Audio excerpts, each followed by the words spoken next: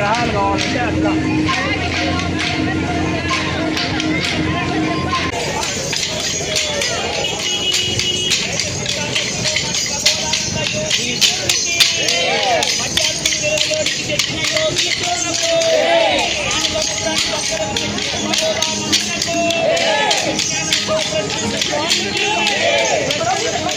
ప్రబోధానందునికి శతాధిక గ్రంథ కర్తకు హిందూ ధర్మ ప్రదాతకు భగవద్గీత ప్రదాతకు జై కృష్ణ జై కృష్ణ. మూఢమతుల జ్ఞానాన్ని ఒక్కటి చేసిన త్రిమత ఏకైక గురువుకు